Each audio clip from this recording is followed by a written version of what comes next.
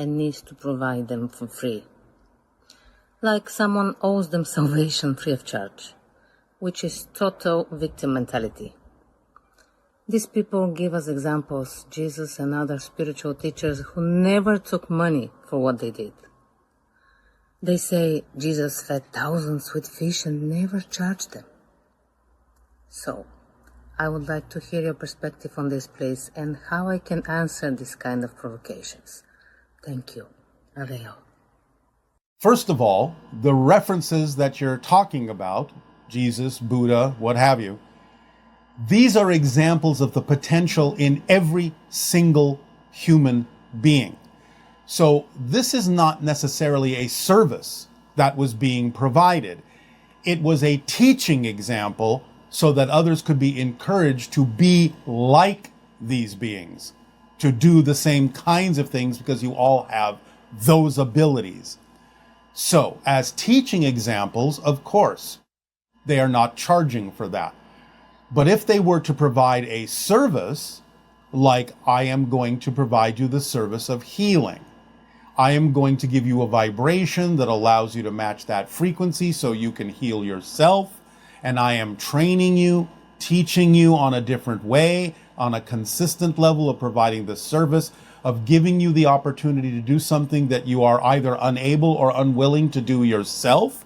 And I am using my time and my abilities to do this because you are not necessarily willing or able to do it yourself, then there needs to be a fair exchange for the time and energy spent to give you the ability, or at least teach you how to give yourself the ability to do the same things. That's different than what those other people were doing as simply a one-off teaching example or a showing of what you're capable of. So it is only fair when someone is giving you their time, their energy, to give them something in exchange so that it is an equal exchange. Since you have stated that the only reason you're going to them to get this information or assistance is because you are either believing you are unable or unwilling to do it yourself. You're asking them to provide a service for you. And there must be some form of exchange to allow it to be an equal exchange of energy. My name is Junyi, and from California. My question is about recent development on Earth that people are building distributed ledgers and then build collaboration system on top. And another concept is blockchain on Earth. Yes, all right, we understand blockchain. Yes, so this technology is based on ledgers, like bookkeeping over the network. You are saying ledgers, all right, yes. Yes. And then they are based on different consensus mechanism over the network. Yes. Their original design is to provide an open and trustworthy platform for the community. So yes. Members of the community can contribute and being served effectively. All right. Is there a question about this? Yes. Now, I would like to know, well, now many of these efforts are reaching their limitation or delay from their original intention. Yes. I would like to know if there are other civilizations also build similar digital trust and collaboration system. This is a temporary fix. This is a temporary transition between the old systems and a newer system. These things are simply transitional systems that will not ultimately last. New systems will be found that are based on the people themselves, their skills, talents, abilities, by going into a reality that exhibits much more synchronicity or synchronism that allows everyone to provide what is needed at the perfect timing. And these ideas are only transitional systems to get you used to the idea of letting go of the older systems. Understand. Next question is, do you have any suggestion on how we can learn more deeply about the sound, vibration, and resonance, and more way to use them in our life? We are going to talk about resonance in the next transmission. Great. That's all my questions. Thank you much. All right. Thank you very much. Good day, Bashar. Thank you so much for what you do, and also for Darryl. It is our passion and our pleasure.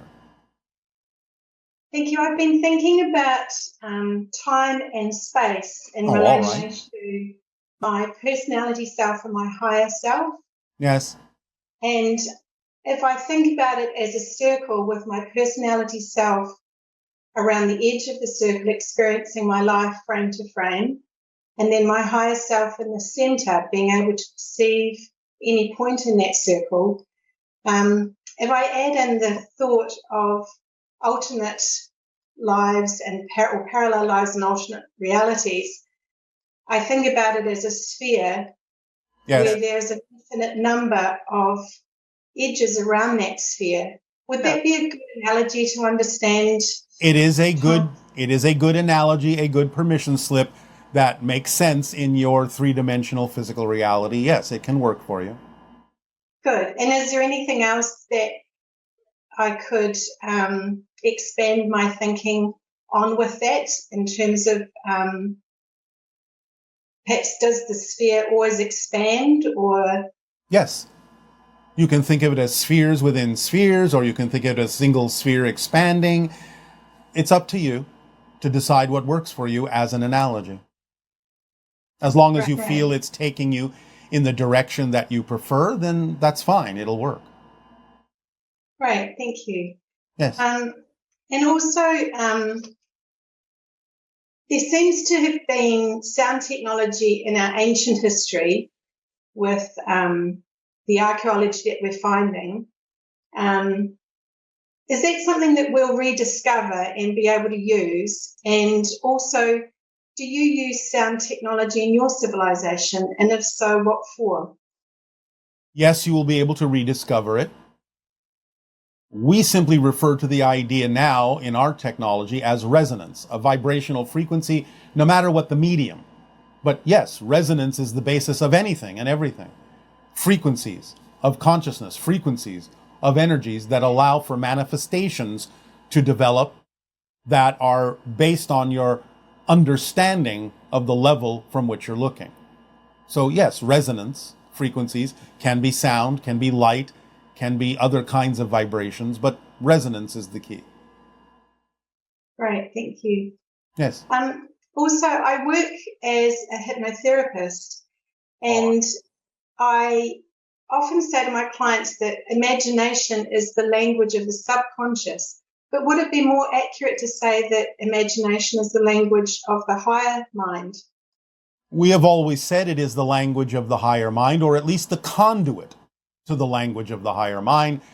But that means it also works as a conduit for the unconscious and subconscious mind as well, which is why we encourage the physical mind to use its imagination to open up and broaden the conduits of communication from all aspects of its consciousness, subconscious, conscious, unconscious, higher conscious, because that's the pathway, the conduit through which communication comes in different forms from those different compartments of the consciousness.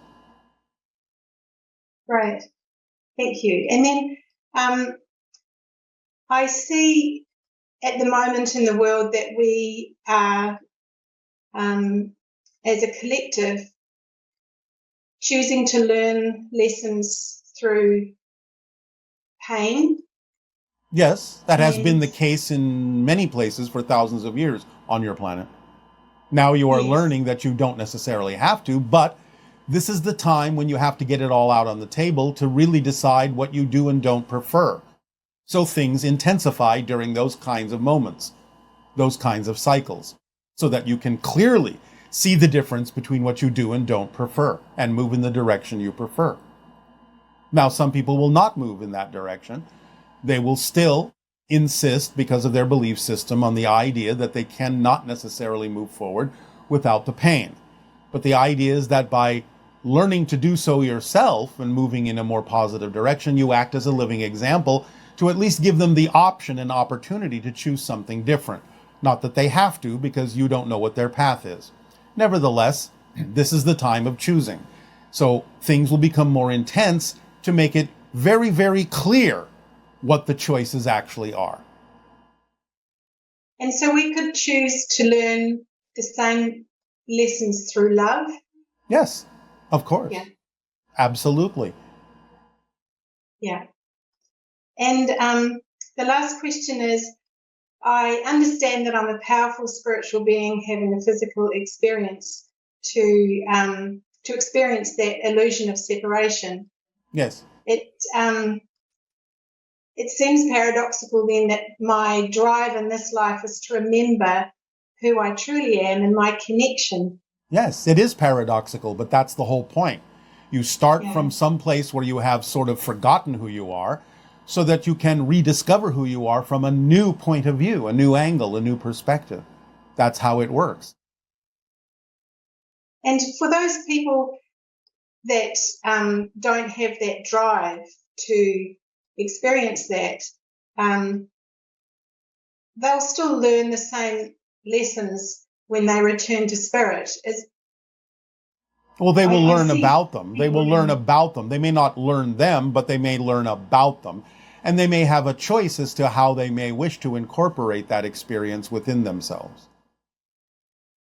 Right. Okay, thank you. That's all my questions. Thank you so much. Thank you very much, Avea.